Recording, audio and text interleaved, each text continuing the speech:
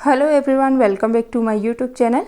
आज होगी 25 अगस्त और आज की क्लास में मैं आपको करवाने वाली हूं जो कुमार गौरव सर द्वारा आज 25 अगस्त को करंट अफेयर्स की क्लास करवाई गई है। इसका मैं आपको हैंड रिटन नोट्स के माध्यम से रिवीजन करवाऊंगी। इससे आपका टाइम भी बच जाएगा और आपकी पूरी क्लास का रिवीजन भी हो जाएगा। तो चलिए शुरू करते हैं आज की अपनी इंपॉर्टेंट क्लास बिना टाइम वेस्ट किए।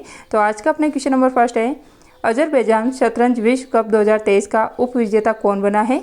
तो इसका उप विजेता बना है आर प्रज्ञानंद। फिर देखिए, जो विश्व शतरंज विश्व कप 2023 है, इसका आयोजन अजरबैजान की राजधानी बाकू के अंदर हुआ है। फिर देखिए, इसमें फाइनल जो खेला गया है ये कार्लसन जो कि नॉर्वे के खिलाड़ी है और ये शतरंज के नंबर 1 खिलाड़ी है पूरे विश्व में।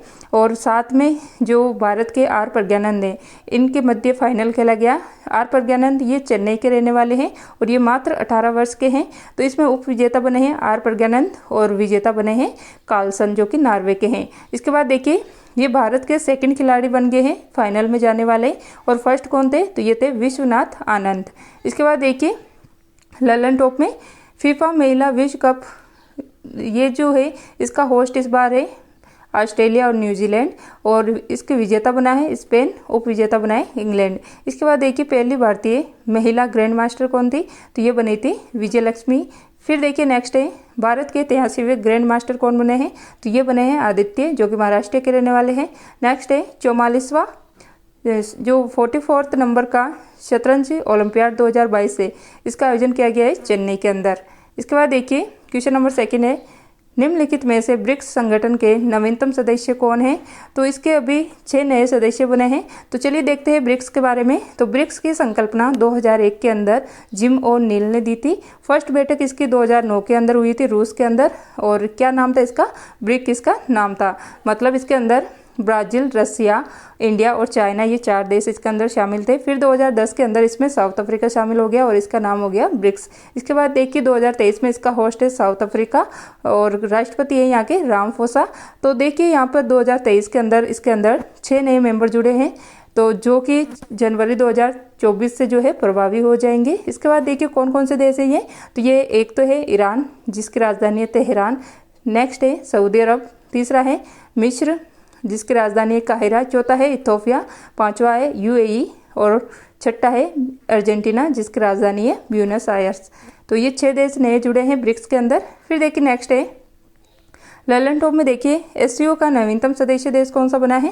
तो ये बना है ईरान और 2023 में भारत एससीओ का होस्ट है और एससीओ का हेडक्वार्टर बीजिंग चाइना के अंदर स्थित है। फिर देखिए, आसियान का नवीनतम सदस्य देश कौन सा बना है? तो 11वें नंबर का इसका सदस्य बना है तिमोर लेस्ते। आसियान की स्थापना 1967 को हुई थी। हेडक्वार्टर इसका जकार्ता इंडोनेशिया में स्थित है। फिर देखिए, IMF का नवीनतम सदस्य ये है एंडोरा जो कि 190वां देश है इसका और हेडक्वार्टर स्थित है IMF का वाशिंगटन DC के अंदर।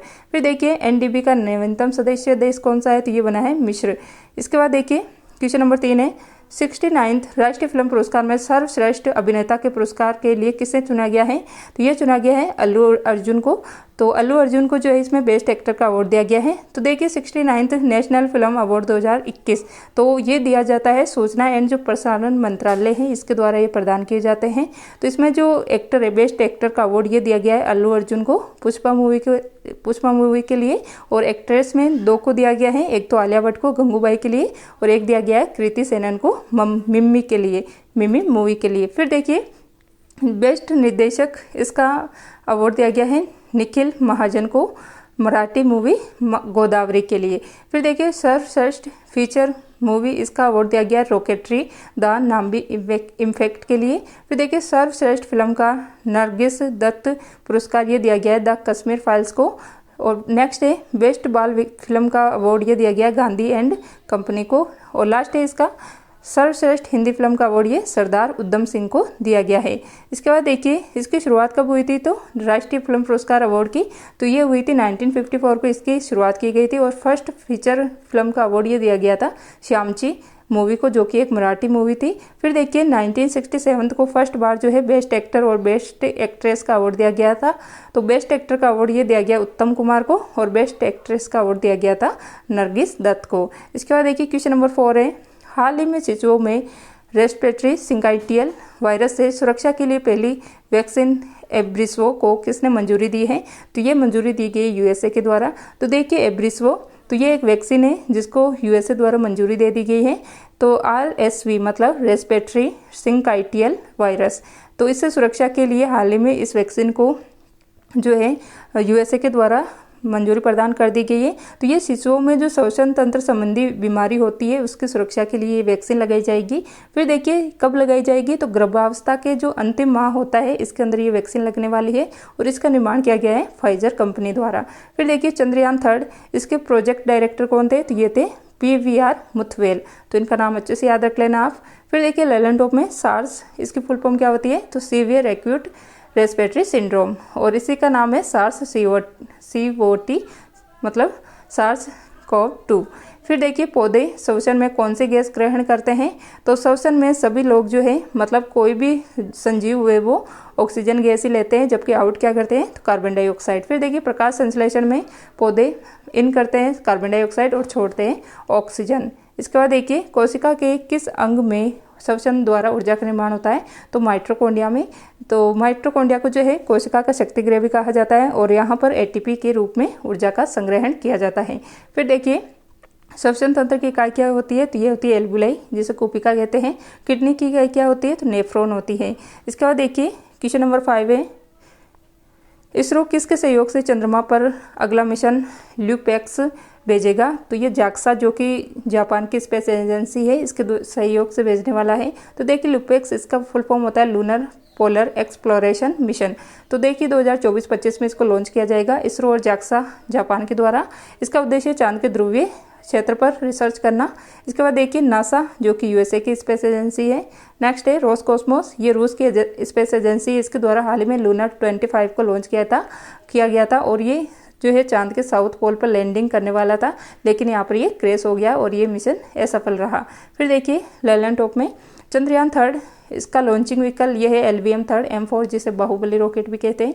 14 जुलाई 2023 को इसको लॉन्च किया गया था और 23 अगस्त 2023 को इसने चंद्रमा के साउथ पोल पर लैंडिंग की। इसमें लैंडर है विक्रम और रोवर है प्रज्ञान। फिर देखिए निसार, तो ये है इसकी फुल फॉर्म होती है NASA ISRO synthetic aperture radar. फिर देखिए NVS-01 क्या है, तो ये नेविगेशन की सेकंड पीढ़ी का फर्स्ट उपग्रह है और GSLV F-12 रॉकेट के द्वारा इसको लॉन्च किया गया था। इसके बाद देखिए आदित्य L1, तो ये सूर्य से संबंधित रिसर्च करने वाला है और ये इसरो के द्वारा लॉन्च किया जाएगा। फिर देखिए चंद्रयान 3 के प्रोजेक्ट डायरेक्टर कौन है, तो ये है PVR कौन है, PVR मुथवेल जो है इसके डायरेक्टर है। फिर देखिए क्वेश्चन नंबर 6 है, बिजनेस 20 शिखर सम्मेलन कहाँ पर होगा, तो ये प्रारंभ होगा नई दिल्ली के अंदर। तो देखिए बिजनेस 20 जो कि G20 का है, तो दिल्ली के अंदर इसकी शुरुआत होने वाली है। 25 से 27 अगस्त तक इसका आयोजन किया जाएगा। फिर देखिए इसमें कौन कौन भाग लेंगे, तो भारत के वित्त मंत्री निर्मला सीतारमण, शिक्षा मंत्री धर्मेंद्र प्रधान, और इसके अंदर चीफ गेस्ट होंगे 27 अगस्त को प्रधानमंत्री जी और G20 के शेरपा अमिताभ कांत, ये सब इसके अंदर भाग लेने वाले हैं। फिर देखिए अध्यक्ष कौन है इसके, तो चंद्रशेखरन जो कि टाटा के क्या है, टाटा के CEO हैं, ये इसके अध्यक्ष हैं। फिर देखिए 2022 में 17वें संस्करण का इसका होस्ट था इंडोनेशिया, 2023 में भारत इसका होस्ट है, 2024 में इसका होस्ट होगा ब्राज़ील। तो इन तीनों देशों को मिलाकर जो है ट्राइका कहा जाता है। इसके बाद देखिए नेक्स्ट है लेलन टॉप में देखिए G20 संस्कृति समूह की फर्स्ट बैठक खजुराहो मध्य प्रदेश में हुई, सेकंड भुवनेश्वर ओडिशा में, थर्ड हम्पी कर्नाटक में, फोर्थ वाराणसी उत्तर प्रदेश में। फिर देखिए G20 पर्यटन समूह की फर्स्ट बैठक कच्छ का रण गुजरात में हुई है, जबकि थर्ड जम्मू कश्मीर के अंदर हुई है। इसके बाद देखिए G20 शेरपा की फर्स्ट बैठक उदयपुर के अंदर हुई है। G20 स्वास्थ्य मंत्रियों की फोर्थ बैठक गांधीनगर गुजरात में हुई है और WHO की पारंपरिक चिकित्सा पर शिखर सम्मेलन ये गांधीनगर गुजरात के अंदर हुआ है। राष्ट्रमंडल संसदीय संघ का सम्मेलन ये उदयपुर राजस्थान के अंदर हुआ है। फिर देखिए क्वेश्चन नंबर 7 है, हाल ही में भारत का पहला AI स्कूल कहाँ लॉन्च किया गया है, तो ये तिरुवनंतपुरम केरल के अंदर लॉन्च किया गया है। तो देखिए AI स्कूल तो मतलब आर्टिफिशियल इंटेलिजेंस स्कूल, तो ये भारत का फर्स्ट है जिसका नाम है शांतिगिरी विद्या भवन स्कूल। तो ये है तिरुवनंतपुरम केरल के अंदर ये लॉन्च किया गया है। तो यहाँ पर शिक्षक तो मनुष्य ही होने वाला है, रोबोट नहीं होगा यहाँ पे। तो यहाँ पे मूल उद्देश्य रहेगा कि जो टेक्नोलॉजी है इसका यूज़ किया जाएगा, ऑनलाइन स्टडी यहाँ पर होने वाली है और चैट GPT का यहाँ पर यूज किया जाएगा। और देखिए लॉन्च किया गया है जो रामनाथ कोविंद है भारत के पूर्व राष्ट्रपति, इनके द्वारा इसको लॉन्च किया गया है। और भारत के फर्स्ट राष्ट्रपति का चुनाव कब हुआ था, तो 24 जनवरी 1950 को हुआ था। फिर देखिए लेलन टॉप में चैट GPT ये लॉन्च किया गया है OpenAI के द्वारा। बार्ड तो ये गूगल के द्वारा लॉन्च किया गया है। लिसा ये भारत की ओडिशा द्वारा, देखिए ये ओडिशा द्वारा लॉन्च भारत की पहली क्षेत्रीय एआई न्यूज़ एंकर है। गीगा जीपीटी, तो ये रूस के द्वारा लॉन्च किया गया है। क्वेश्चन नंबर 8 है, हाल ही में दिवंगत हुए CR कौन थे? तो ये गणितज्ञ एंड सांख्यिकविद थे। तो 2023 में इनको सांख्यिकी का अंतर्राष्ट्रीय पुरस्कार मिला था, जो कि इस क्षेत्र का नोबेल पुरस्कार होता है। इनको 2001 में पद्म विभूषण मिला था और यूएसए द्वारा इनको राष्ट्रीय विज्ञान पदक भी दिया गया है। फिर देखिए ललन टॉप में सेकेंड 5 ईयर प्लान किस मॉडल पर आधारित था? पीसी मालानोविस पर आधारित था और ये था 1956 से 61 तक। फिर देखिए राष्ट्रीय सांख्यिकी दिवस 29 जून को मनाया जाता है। दिलीप महालनोविस, जिनका हाल ही में निधन हो गया है, इन्होंने ORS गोल की खोज की थी और इनको इस बार पद्म विभूषण दिया गया है 2023 में। फिर देखिए बालकृष्ण दोषी, तो इनका हाल ही में निधन हुआ है और ये जो है आर्किटेक्चर से संबंधित है, इनको पद्म विभूषण दिया गया है 2023 के अंदर।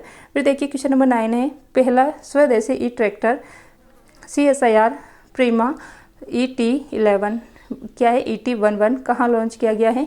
तो ये पश्चिम बंगाल के अंदर लॉन्च किया गया है। तो देखिए CSIR प्रीमा ET11, तो ये फर्स्ट इलेक्ट्रॉनिक ट्रैक्टर है भारत का स्वदेशी, मतलब भारत में निर्मित। इसका निर्माण किया गया है जो central mechanical engineering research institute है, जो कि दुर्गापुरा वेस्ट बंगाल में स्थित है, इसके द्वारा इसका निर्माण किया गया है। फिर देखिए CSIR, तो इसकी फुल फॉर्म होती है council of scientific and industrial research. इसकी स्थापना 1942 के अंदर हुई थी। हेड होते इसके प्रधानमंत्री और फर्स्ट महिला महानिदेशक बनी इसकी, जो कि वर्तमान में है नल्ला थम्बी क्लाइसेल्वी। इसके बाद देखिए नेक्स्ट है ललन टॉप में, देखिए इवॉल्व मिशन, ये इलेक्ट्रिक व्हीकल को बढ़ावा देने के लिए सिडबी बैंक के द्वारा लॉन्च किया गया है। सिडबी बैंक का हेडक्वार्टर लखनऊ के अंदर है। फिर देखिए पहला स्वदेशी विमानवाहक पोत ये है INS विक्रांत, जो कि कोच्चि केरल से इसको लॉन्च किया गया है। शुद्ध शून्य कार्बन उत्सर्जन, ये 2070 का लक्ष्य है भारत का। इसके बाद देखिए क्वेश्चन नंबर 10 है, उत्तर प्रदेश के किस जिले में मंदिर संग्रहालय स्थापित किया गया है? तो अयोध्या जिले के अंदर ये स्थापित किया गया है। फिर देखिए मंदिर से संबंधित अनुष्ठान है, वास्तुकला है या मंडप है, इनके संरक्षण के लिए 12 दीर्घाएं यहाँ पर निर्मित की जाएगी, इनका निर्माण किया जाएगा। ललन टॉप में देखिए पहला ऑन साइट प्रतिष्ठित स्थल संग्रहालय ये तमिलनाडु के थूथुकुडी जिले के आदिचनपुर स्थान पर स्थापित किया गया है। फिर देखिए हड़प्पा सभ्यता का संग्रहालय ये राखीगढ़ी हरियाणा में स्थापित किया गया है। 53वां टाइगर रिजर्व ये रानीपुर टाइगर रिजर्व उत्तर प्रदेश का है। SCO की पहली सांस्कृतिक राजधानी ये वाराणसी को बनाया गया है।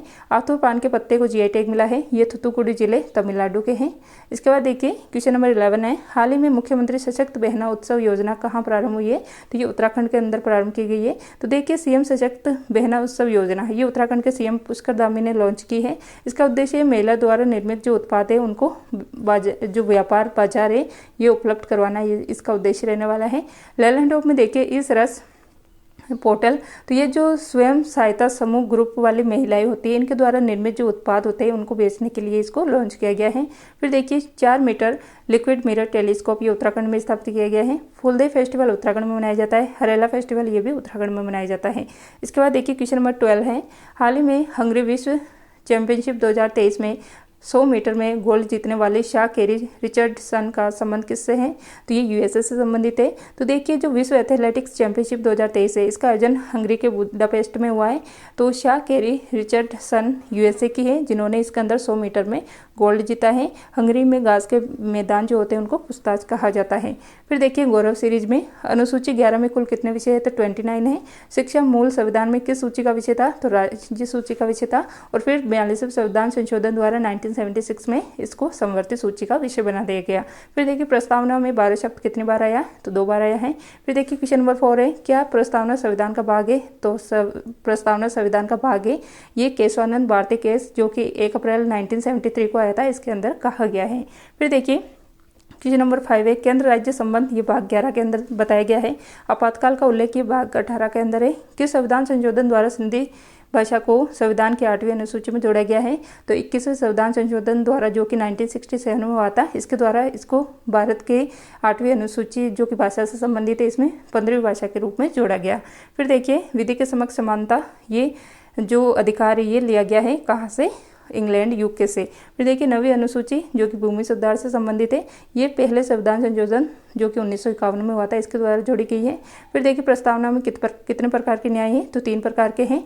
एक तो है सामाजिक, दूसरा है आर्थिक और तीसरा है राजनीतिक। ये 3 प्रकार के न्याय प्रस्तावना के अंदर दिए गए हैं। तो ये थे आज की अपनी क्लास। आई होप आपको ये क्लास पसंद आई होंगी। अगर आपको ये क्लास अच्छी लगी है तो प्लीज़ इसे ज़्यादा से ज़्यादा शेयर कर दीजिएगा और लाइक कीजिएगा। कमेंट करके बताना आपको ये क्लास कैसी लगी है, और साथ ही में चैनल पर नए हो तो चैनल को सब्सक्राइब कर लीजिएगा।